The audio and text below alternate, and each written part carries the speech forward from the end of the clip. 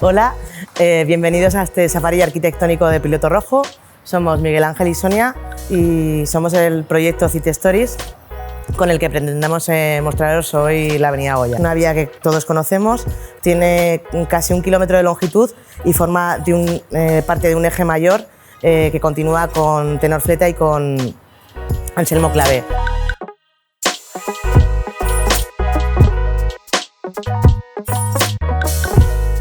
Una de las cosas que sabemos de Avenida Goya es que bajo nuestros pies pasa la vía del tren, y para poder hablar de esto de una manera adecuada debemos remontarnos a 200 años atrás. Hace 200 años esto eran los alrededores de la ciudad y la ciudad llegaba prácticamente hasta lo que conocemos como Plaza Aragón.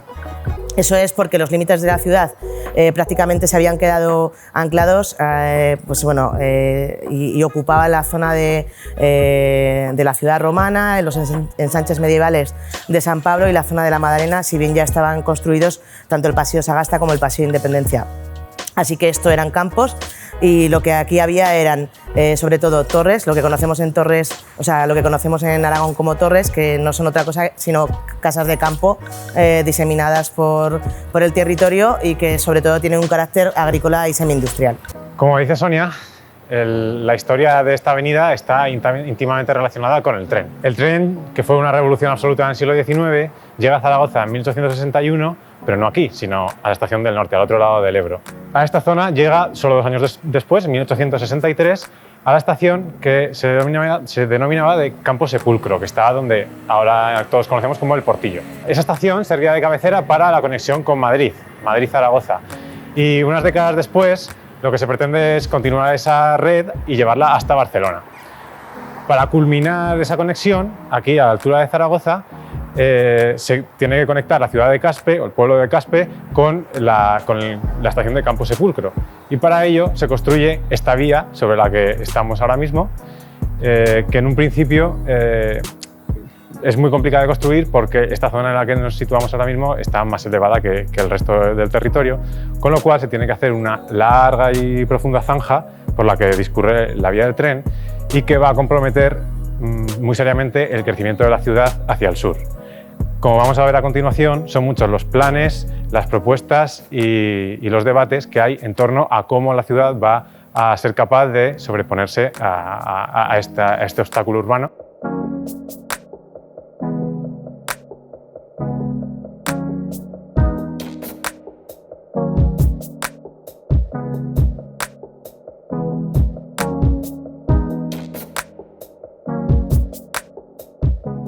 Pero a pesar de que el crecimiento es complicado, la ciudad sigue su curso y a principios de siglo mucha gente del éxodo rural viene a la ciudad para trabajar en las nuevas industrias. Como dato, desde 1850, que había prácticamente 60.000 habitantes, pasamos a prácticamente el doble en 1900.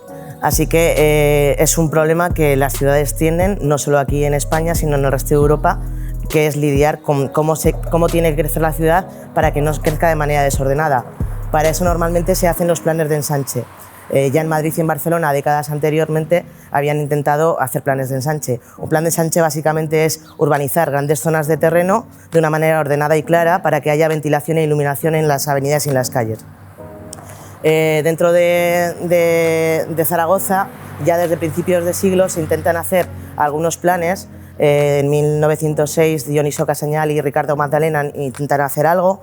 En 1921 Miguel Ángel Navarro también. Pese a que realmente no llegaron a hacerse estos planes de manera total, sí que dieron unas pautas para el crecimiento de la ciudad. Y se empezaron a generar sociedades que intentaban impulsar el crecimiento, sobre todo basado en el desarrollo de esas viviendas para la clase obrera. Sobre 1928 se crea la Sociedad Zaragozana de Urbanización y Construcción, que lo que hace es intentar promover precisamente la construcción de estas casas baratas. De manos de Miguel Ángel Navarro, Secundino Zuazo y José Rivas, se intenta hacer un plan que básicamente era la prolongación del eje desde Gran Vía hasta lo que conocemos como Plaza San Francisco hoy, aunque era Plaza España previamente, y que sería lo que conocemos con Fernando el Católico.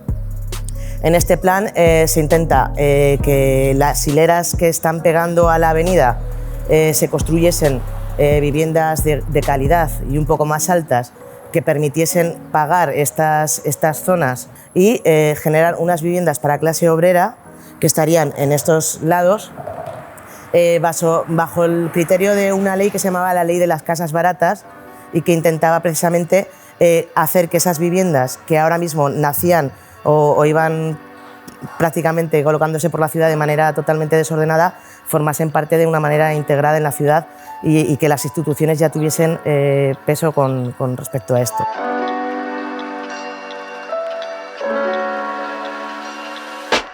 Es este de aquí. Es una manzana estrecha y alargada, pero realmente lo más interesante está dentro.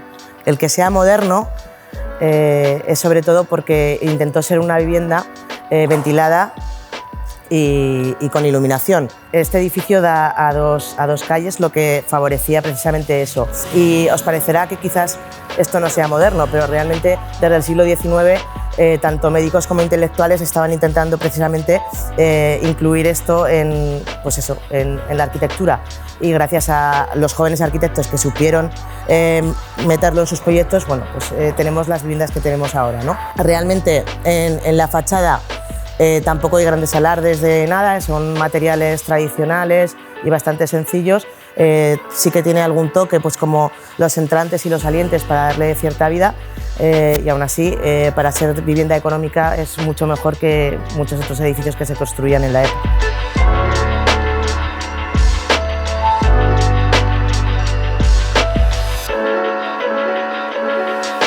Bueno, y al otro lado de la calle, y tan solo unos poquitos años después, en época de la Guerra Civil, y se acabaría en 1941, se construyó este edificio que representaba la primera piedra para la construcción de ese nuevo eje para la ciudad que iba a ser la avenida de Fernando el Católico. Es un edificio que contrasta claramente con el que acabamos de ver, precisamente porque estaba destinado para gente más pudiente. Y es un edificio que se completa además de un solo golpe en toda la manzana, que es una cosa que no solía hacerse. Las manzanas, y cuando se planeaban, solían partirse en cachitos y se construían en cachitos. En este caso, el mismo arquitecto, que se llama Miguel Ángel Navarro, construye la manzana entera. Miguel Ángel Navarro fue un arquitecto muy importante. Ya su padre, Félix Navarro, había hecho el Mercado Central de Zaragoza, por ejemplo. Y él había hecho otros edificios también muy conocidos por todos, como la Casa Solans, planeamiento para el Parque Grande. La diferencia con estos trabajos con respecto a este edificio es que en sus inicios él había emulado la arquitectura historicista, que es lo que se hacía en España en aquella época.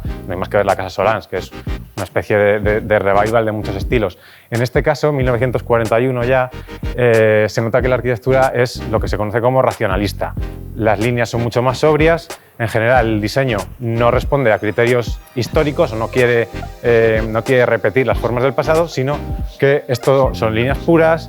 El uso de los materiales se queda prácticamente desnudo, sin revestimiento. Es lo que se lleva en aquel momento. En la parte baja, como podéis ver, destacan estos grandes voladizos que todos conocemos y que dan mucho carácter a este edificio, y su origen está en que en estos bajos se localizaba el Cine Gran Vía, que fue el primer cine que abrió tras la guerra y uno de tantos que poblaban la ciudad. Hoy, pues como ya sabemos, acoge muchos bares, algunos míticos, y sirve de punto de encuentro para todos nosotros en Zaragoza.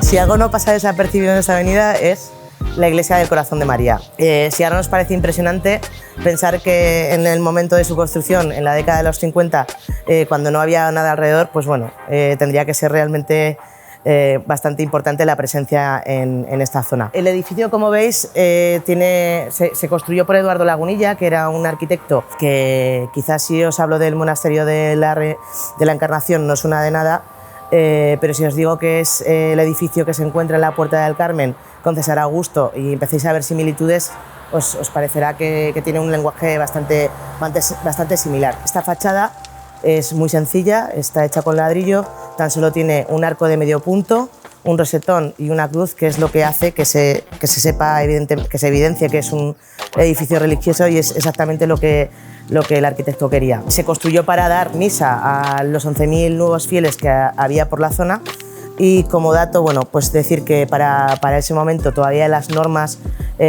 para la construcción de iglesias no era homogénea hasta que se hizo el Concilio Vaticano II, y si retrocedemos un poco en esta avenida y pensamos en la iglesia del Perpetuo Socorro, nos daremos cuenta de que no tiene una similitud, quizás no pensarías que son ni siquiera de la misma época.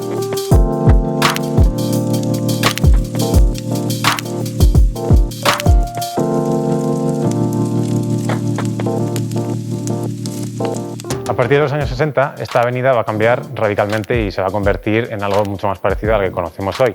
Sobre todo porque en 1963 se produce el soterramiento de las vías, que es una gran obra pública que por fin termina con ese gran foso que servía como de límite impracticable entre estas dos zonas de la ciudad.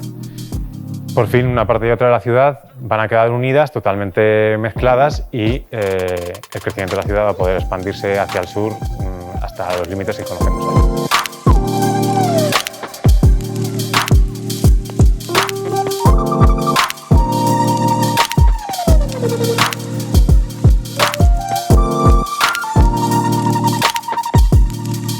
Esperamos que os haya gustado este paseo y os invitamos a que descubráis la ciudad de Zaragoza paseando y levantando la cabeza y contemplando sus edificios.